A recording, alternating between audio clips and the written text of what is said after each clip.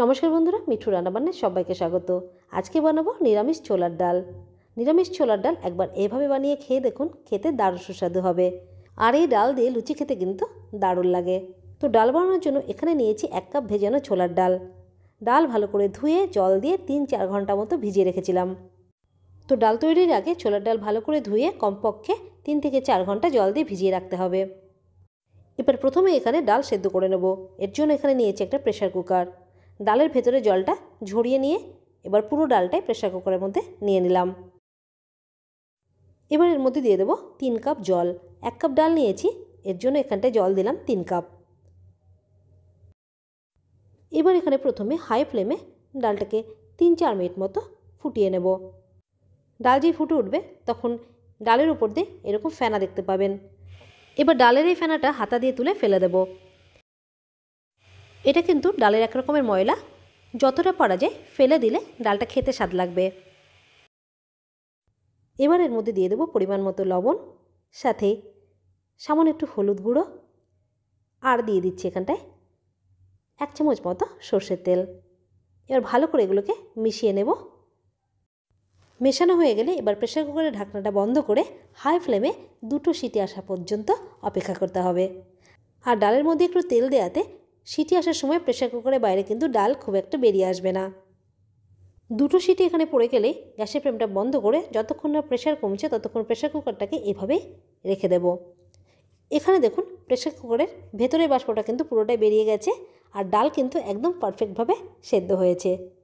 হাতা দিয়ে তুলে দেখাচ্ছি, দেখুন হাত দিয়ে টিপলে এখানে বোঝা যাচ্ছে ডালগুলো সেদ্ধ হয়েছে কিন্তু গোটায় থেকে গেছে। এভাবে কিন্তু ডালটা সেদ্ধ করে নিতে হবে। এবার ডালটা তৈরি করে নেব। তো ডাল তৈরির জন্য এখানে নিয়েছি একটা কড়াই, দিয়ে দিলাম এর মধ্যে 3-4 টেবিল স্পুন মতো সর্ষের তেল। সর্ষের তেলে ডালটা করলে কিন্তু খেতে বেশি ভালো লাগবে।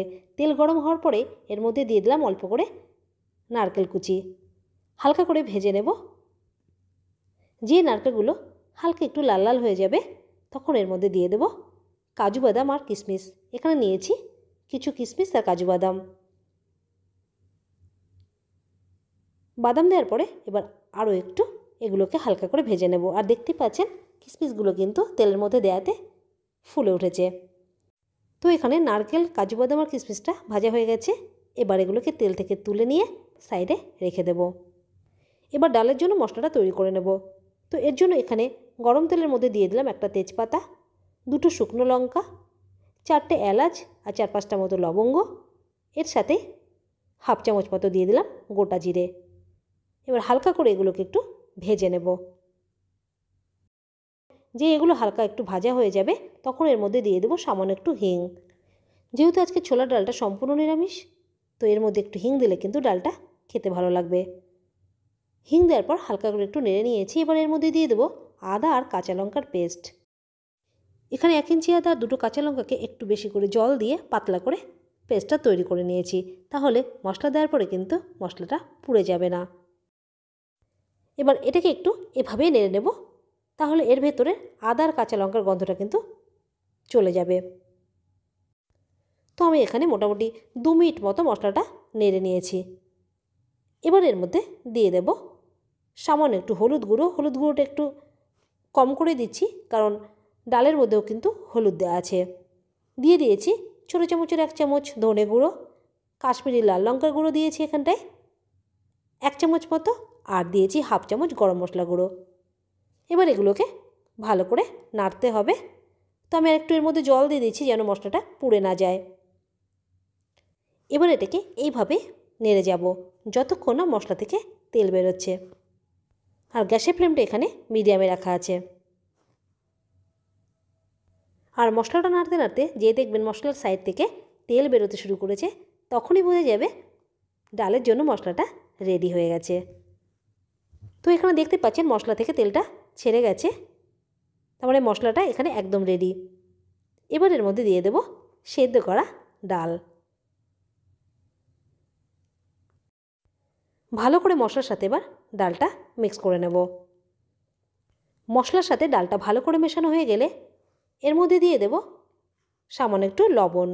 লবণটা এখানে একটু কম করে দেবেন, কারণ সেদ্ধর সময় কিন্তু ডালের ভেতরে লবণ দিয়েছি। আর এর সাথে এর মধ্যে দিয়ে দেবেন 1 থেকে 1.5 চামচ মতো চিনি। তারপর এটাকে ভালো করে মিশিয়ে নেব। মেশানো হয়ে গেলে ডালটা কিছুক্ষণ রান্না করতে হবে। এখানে আমি 4-5 মিনিট মতো ডালটা রান্না করে নিয়েছি মিডিয়াম ফ্লেমে। আর দেখুন ছোলার ডালটা কিন্তু রেডি হয়ে গেছে। এবার সবার শেষে এর মধ্যে ভাজা নারকেল, কাজু বাদাম আর কিশমিশটা দিয়ে দিলাম। আর এর মধ্যে দিয়ে দেব 1 চামচ ঘি। সবার শেষে এর মধ্যে একটু ঘি দিলে কিন্তু ডালটা খেতে দারুণ লাগবে। ভালো করে এগুলোকে মিক্স করে নিয়েছি। আর এখন দেখে ডালটা একটু পাতলা বলে মনে হচ্ছে, একটু সময় রেখে দিলে কিন্তু ডালটা অনেকটাই ঘন হয়ে যাবে। এখানে 2টো কাঁচা লঙ্কা ছিঁড়ে এর মধ্যে দিয়ে দিলাম। বাস, ছোলার ডাল একদম রেডি। আপনারা এই ডালটা এবার গরম গরম লুচির সাথে পরিবেশন করতে পারেন, আবার রুটি দিয়েও খেতে পারেন। তো এইভাবে নিরামিষ ছোলার ডাল একবার বাড়িতে বানিয়ে খেয়ে দেখবেন। কেমন লাগলো কমেন্ট করে জানাতে একদম ভুলবেন না। আর ভালো লাগলে লাইক শেয়ার করে দেবেন। আর এরকম ভিডিও পেতে চ্যানেলটিকে সাবস্ক্রাইব করে রাখবেন। ধন্যবাদ।